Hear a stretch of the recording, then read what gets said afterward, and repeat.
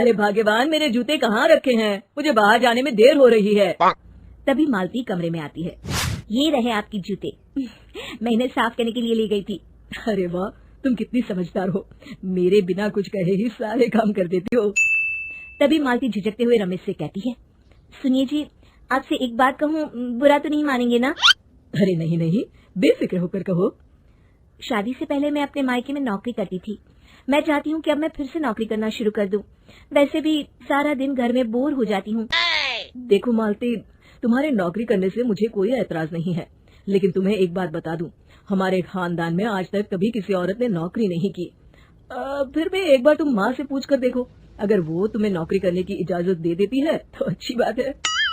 रमेश वहाँ से चला जाता है। फिर उसी शाम मालती अपनी सास के पैर दबा रही होती है।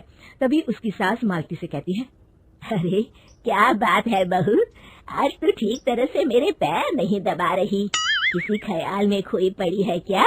मैं भी तो जानूं आखिर बात क्या है। दरअसल वो माँ जी। अरे हाँ हाँ बोलो, इतना सोच क्यों रही हो? माँ जी, अगर आप बुरा न माने तो मैं नौकरी करना चाहती हूँ। घर के काम करने के बाद मेरे पास काफी वक्त बच जाता है। मालती की ये बात सुनकर उसकी सास गुस्से में कहती है, अरे बहू, तेरी तबीयत तो ठीक है ना? आज ये कैसी बहकी बहकी बातें कर रही है? भला हमारे खानदान में आज तक कभी किसी औरत ने नौकरी की है जो तू नौकरी करने की बात कर रही है, हैं? अरे बहू, तू क्या रिश्तेदारी में हमारी नाक कटाना चाहती है? जितना जल्दी हो सके अपने दिमाग से नौकरी का भूत उतार दे, और अब जा, जल्दी से रसोई में जा, खाना बनाने का वक्त हो रहा है। मालती मन मार कर खाना पकाने के लिए रसोई। अगले दिन। नमस्ते माँ जी, कैसी हैं आप? अरे आओ आओ दिवाकर बेटा, बैठो, मैं तुम्हारे लिए चाय मंगाती हूँ। बहू, जरा एक कप चाय तो लेती आना। फिर दिवाकर एक फाइल खोलकर मालती की सास के सामने रख देता है। ये देखिए माँ जी, ये है पिछले महीने का हिसाब और ये रहे मुनाफे के रुपए।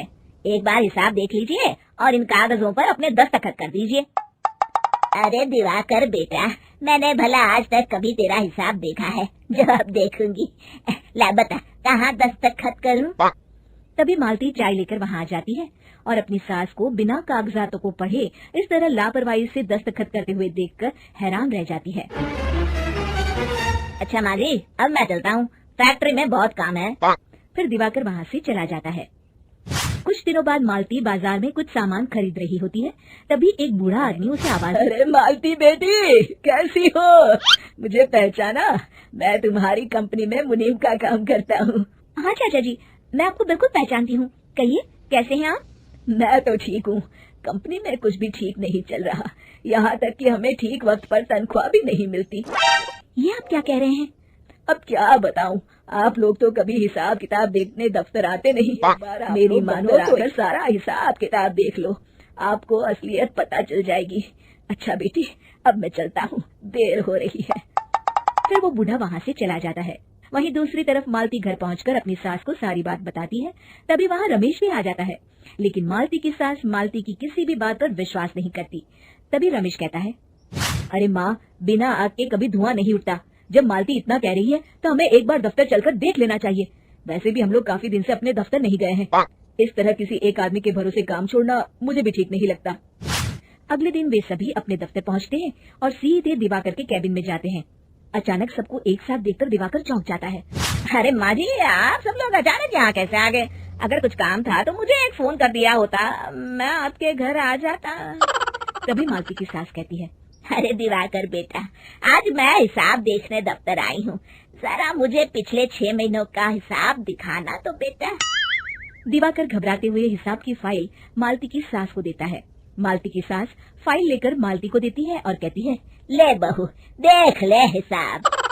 मालती फाइल को बड़े गौर से देखती है और अगले ही पल उसे सारी गड़बड़ी समझ में आ जाती है। वो अपनी सास से कहती है, माँ जी, मुनीम चाचा बिल्कुल सही कह रहे थे।